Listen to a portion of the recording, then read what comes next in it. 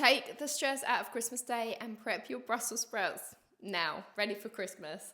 On my channel, I'm showing you that you don't need to slave away in the kitchen on Christmas morning, making everything fresh for your Christmas dinner to taste amazing. So make sure you subscribe for that.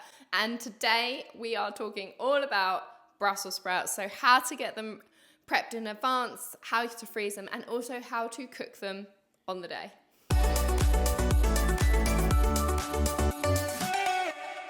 So this is the recipe I'm using today, and I will post it in the description below.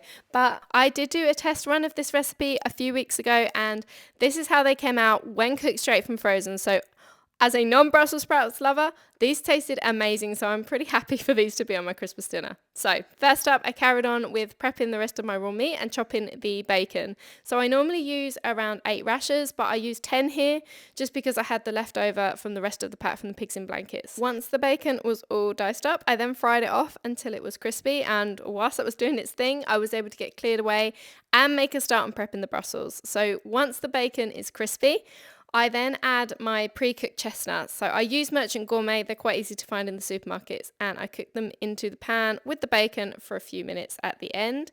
That's then the bacon and chestnut mix done, and I help this cool down a bit by spreading it out into a large bowl while I finish the rest of the prep. So onto the Brussels. You prep them as normal, give them a wash, trim the ends, and then you'll need to blanch them in boiling water for around 2 to 3 minutes. Whilst they're boiling away, fill a bowl with some cold water and ice, and then once the 2 to 3 minutes is up, transfer the Brussels to this bowl. The reason for this is to stop the cooking process so you don't end up with overcooked mushy Brussels sprouts.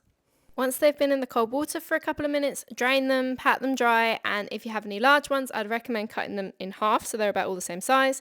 Then just lay them onto a lined baking tray, and you'll open freeze them on this tray for about 2 to 4 hours.